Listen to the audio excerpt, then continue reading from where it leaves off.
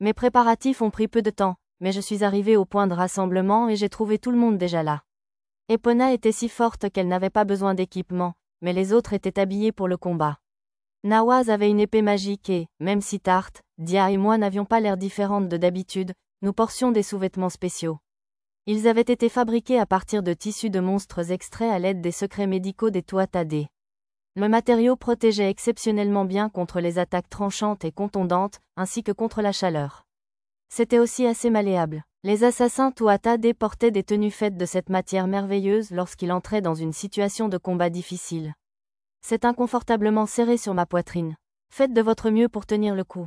De toute évidence, les sous-vêtements n'avaient pas été conçus en pensant à la taille de la poitrine de quelqu'un comme Tarte. Même s'il avait une certaine élasticité, celle-ci n'était pas sans limite. Je me sentais mal pour Tarte, mais il n'y avait rien à faire. Quoi, CCR, je veux dire, STZE accent aigu RO ouais, STZE accent aigu RO. Lou, je ne pense pas que ça va être facile pour moi non plus, a déclaré Dia. Stun. C'est vrai, Dia mentait clairement. Sa poitrine lui allait très bien. Peu de temps après, il était temps pour nous de partir. Nous sommes tous montés dans le wagon et sommes partis vers notre destination. La horde d'orques ne semblait pas poser trop de problèmes. J'espérais seulement que les informations de l'armée étaient correctes. Nous sommes arrivés au ravin où nous allions tendre une embuscade aux orques. Des soldats y étaient également rassemblés. Les non-mages étaient incapables de combattre des monstres. Pourtant, ils pouvaient servir de guetteurs, d'éclaireurs ou de gardes. D'autres tâches telles que l'établissement du camp, l'aide à l'évacuation des villageois, l'approvisionnement en fournitures et la transmission de messages vers et depuis le commandement pourraient également leur être confiées. Leur présence permettait aux mages de se concentrer sur la bataille. Un éclaireur revint et fit son rapport à Rachel. La femme hocha la tête, puis eut l'air de réfléchir à la meilleure façon de nous transmettre cette nouvelle information. Après avoir réfléchi un moment, elle s'approcha d'un pas nonchalant. Les orques arriveront dans 4 heures. Nous ne savons pas comme, mais leur nombre a augmenté. L'estimation est passée de 100 à 150, nous dit-elle d'une voix calme. Une augmentation de 50% n'était pas une bonne nouvelle. En règle générale, la procédure appropriée aurait été d'annuler notre opération et de battre en retraite. J'ai attendu que Rachel dise autre chose, mais elle est restée silencieuse. Tarte rompit alors le silence en levant la main avec hésitation. Y a-t-il un plan pour ça? Le plan est simple. Nous utilisons ce ravin pour tuer tous les orques. Pour être plus précis, ceux qui sont doués en combat rapproché se battront durement devant, et ceux qui sont doués pour utiliser le mana tireront des sorts par l'arrière, a répondu Rachel. Cela ne ressemble pas vraiment à un plan. Cela dit, il était impossible de nous donner une stratégie compliquée alors que nous n'avions pas de véritable entraînement au combat organisé. Mademoiselle Rachel, j'ai quelque chose à dire. Le canyon est un endroit approprié pour affronter les orques, mais la route qui y mène est trop large. Combattre de front une armée de 150 personnes serait un suicide, ai-je observé. L'entrée du ravin était suffisamment large pour que 5 à 6 orques puissent y entrer à la fois. Gérer autant de personnes était une tâche impossible pour notre avant-garde. Cela conduirait à ce que notre arrière-garde soit encerclée, ce qui les empêcherait de lancer des sorts. En fin de compte, nous étions tout simplement trop peu nombreux. Mais nous n'avons pas de meilleures options, protesta Rachel. Peut-être si vous considérez que la carte stagne, mais que se passerait-il si nous modifions le terrain? Dia et moi pouvons utiliser notre magie de la terre pour rétrécir la route. Nous pouvons créer un mur de terre en pente douce afin que pas plus de 2 orques puissent passer à la fois, ai-je suggéré.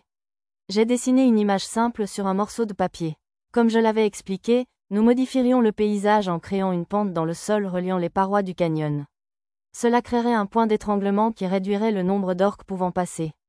La barricade empêcherait également les projectiles ennemis d'entrer. Les mages de l'arrière-garde pourraient lancer des sorts en toute sécurité par-dessus notre mur. En vérité, j'aurais préféré fermer complètement le ravin, mais cela inciterait les orques à chercher un autre chemin, donc l'ouverture devait être suffisamment large pour qu'ils veuillent quand même passer. C'est un plan intéressant, mais avez-vous assez de mana pour créer un mur de terre de cette taille? S'enquit Rachel, ce ne sera pas un problème pour Dia et moi. Vous avez dit que nous avions 4 heures avant l'arrivée de l'ennemi, n'est-ce pas? Nous construirons le mur et il nous restera encore suffisamment de temps pour récupérer le mana perdu, ai-je déclaré. Je suis entièrement d'accord, a ajouté Dia. Rachel regarda le professeur Dune. Je vais le permettre. Lou, Claudia, essaie. Oui monsieur. Lug, faisons de notre mieux. Dia et moi avons hoché la tête et nous sommes immédiatement mis au travail. Les mages et les non-mages regardaient avec émerveillement. C'est magnifique. Je suis toujours émerveillé par la beauté de la magie de Lou et Dia, a déclaré Nawaz. Oui, Lord Lou et Lady Dia sont des génies en matière de magie, répondit Tarte. Wow, c'est incroyable. Je ne peux pas croire que ces deux-là soient étudiants. J'aimerais pouvoir les embaucher dans mon service maintenant, a admis Rachel. Même si nous n'utilisions aucun sort de notre propre conception, notre exécution presque parfaite malgré l'ampleur massive et nos réserves apparemment infinies de mana ont dû nous faire paraître inhumains. Mais cela mis à part, Rachel et le professeur ont-ils raison? Si je n'avais rien dit, le combat aurait pu très mal se passer. Tout le monde, sauf Epona, serait sans aucun doute mort. Une fois de plus, je me suis demandé s'il avait fait cela exprès pour évaluer la force du héros. Une fois notre projet de construction terminé, nous avons laissé la garde aux troupes et sommes allés nous reposer dans notre tente. Pour que Dia récupère du mana plus rapidement, j'ai induit le sommeil en utilisant un médicament secret Tuatha-Dé qui provoquait une relaxation musculaire et un taux de récupération d'endurance accéléré. Je deviens nerveuse, monseigneur, dit Tarte, les mains tremblantes. As-tu peur? J'ai demandé. Non, je n'ai jamais peur quand je suis avec toi. Est-ce vrai? J'ai un conseil à vous donner. N'hésitez pas, agissez avec certitude. D'accord. Tarte saisit sa lance. S'attendant à une bataille difficile, elle renforçait les articulations de l'arme. Aussi, pouvez-vous m'en donner un peu? Je suis encore à court, a admis Tarte. Tu n'arrives toujours pas à contrôler ton œil? J'ai demandé. Oui, je perds constamment du mana.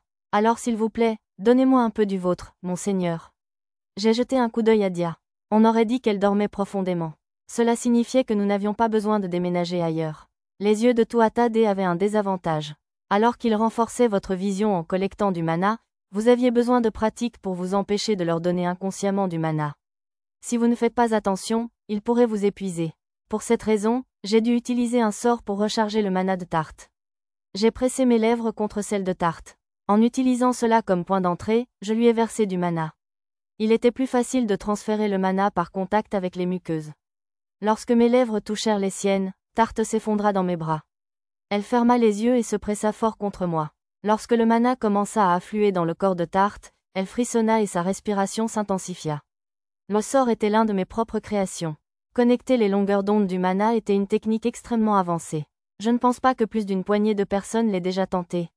Je ne voulais pas vraiment utiliser cette méthode, mais depuis que je l'avais utilisée une fois pour sauver Tarte de l'épuisement du mana, elle avait pris l'habitude de me harceler pour cela.